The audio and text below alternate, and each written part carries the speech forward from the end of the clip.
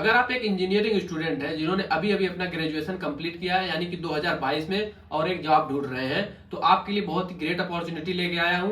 Lenovo की तरफ से हायरिंग हो रही है क्वालिटी एनालिस्ट पोजीशन के लिए, जिसमें आपको पूछा गया है कि बीटेक की डिग्री होनी चाहिए आपको, और आपकी लोकेशन जो जॉब की है वो बैंगलोर है, और आपको जो इसमें सैलरी मिलने वाली है वो 4 LPA का पैकेज मिलने वाला है। तो अगर आप इंटरेस्टेड है तो आप अप्लाई कर सकते हैं। डिस्क्रिप्शन में लिंक दिया गया है, वहां पे क्लिक करने के बाद आपको कुछ इस तरीके का इंटरफेस ओपन होगा।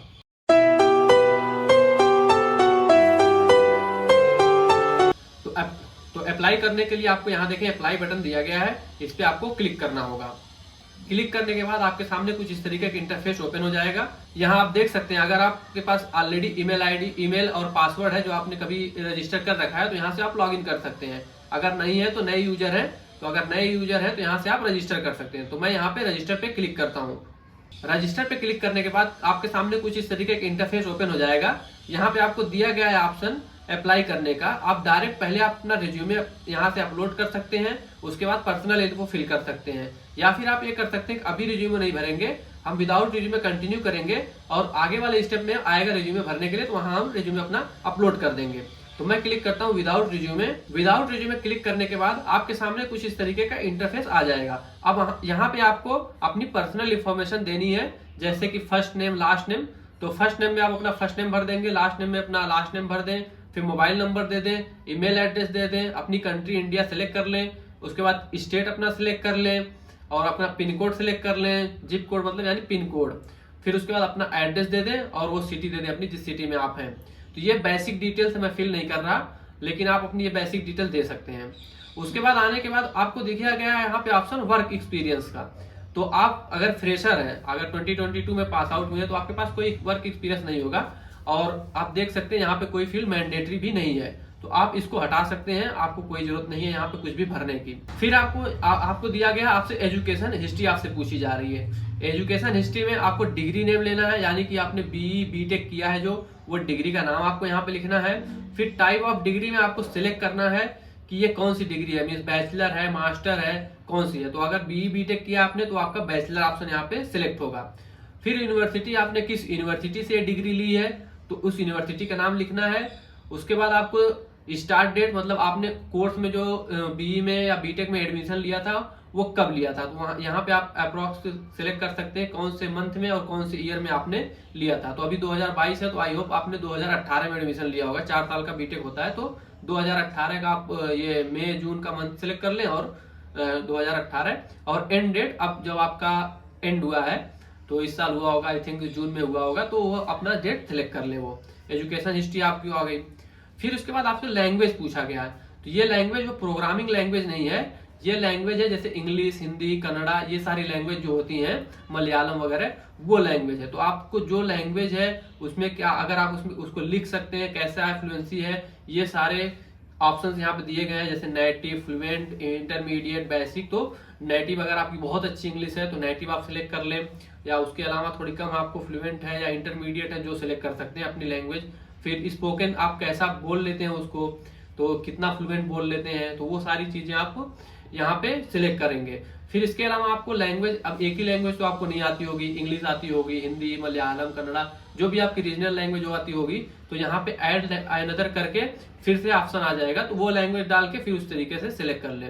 यहाँ पे आपको बोलना चाहूंगा कि आप हमेशा पहली लैंग्वेज इंग्लिश सिलेक्ट किया करें, क्योंकि इंग्लिश क्या है कि आपको इंटरव्यू वगैरह होता है तो वो देखते हैं कि इंग्लिश आती है कि नहीं, तो वो प्रेफरेंस थोड़ा बहुत आपको हो सकता है मिले ओवर द रीजनल लैंग्वेज। तो इंग्लिश सिलेक्ट करें, उसके बाद ही आप अपनी रीजनल लैंग्वेज सेकंड सिलेक्ट करें। उसके अलावा अगर आप नीचे आएंगे तो देखेंगे कवर लेटर और रिज्यूमे अपलोड करने का ऑप्शन दिया गया है। तो रिज्यूमे आपके पास बना होगा मुझे उम्मीद है, तो अपना यहाँ पे आप चूज फाइल पे क्लिक करेंगे और अपना रिज्यूमे अपलोड करेंगे। और उसके बाद देखिए अपलोड कवर लेटर दिया गया है, और यहाँ पे मैंडेटरी नहीं, आप देख सकते हैं कोई भी यहाँ पे एस्टिक मार्क नहीं लगाया गया है। तो अगर आप चाहें तो कवर लेटर भी अपलोड कर सकते हैं। मैं साइड में एक कवर लेटर का सैंपल दे देता हूँ, यहाँ से आप देख सकते हैं कवर लेटर कैसे लिखा जाता है, और उस तरीके से लिख के आप यहाँ पे अपलोड कर सकते हैं। अगर नहीं भी करेंगे तो टोटली ऑप्शनल है, कोई जरूरत नहीं है आपको अपलोड करने की।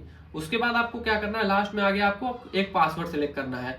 तो आप कोई भी एक पासवर्ड सिलेक्ट कर लें, और पासवर्ड का आपको पता ही है कि एक lower case, upper case, special character, number, ऐसे करके आप एक पासवर्ड सिलेक्ट करें, और कंफर्म पासवर्ड करने के बाद सब कुछ फिल करने के बाद आपको कंटिन्यू पे क्लिक करना है। क्लिक करने के बाद आपके सामने कुछ इस तरीके का इंटरफेस ओपन होगा। अब देखिए आपसे क्वेश्चन पूछा जा रहा है, are you eligible to work in the country to which you are applying.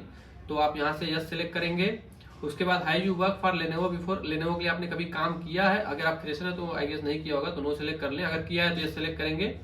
When you are available to start, मतलब आपसे पूछा जा रहा है कि आप किस टाइम पे फ्री हो जाएंगे वर्क करने के लिए, मीन्स किस डेट से आप अवेलेबल होंगे। तो आप फ्रेशर हैं तो आप तो इमीडिएट अवेलेबल हो जाएंगे। ये उनके लिए इशू होता है जो ऑलरेडी कहीं काम करते होते हैं, तो उनकी नोटिस पीरियड होती है, तो उसके बाद ही वो अवेलेबल हो पाते हैं। तो आप फ्रेशर हैं तो आप तो इमीडिएट अवेलेबल हो जाएंगे। तो जब भी आप अप्लाई करेंगे उससे 10-12 दिन की डेट बढ़ा के लिख दें या इमीडिएट लिख दें, तो वो आप अवेलेबल हो जाएंगे। फिर आपकी सैलरी एक्सपेक्टेशन पूछी जा रही है। तो पहले तो आपकी अपनी करेंसी का वो पूछा गया है, कौन सी करेंसी आपकी, तो इंडिया में रुपीज आप लिखेंगे।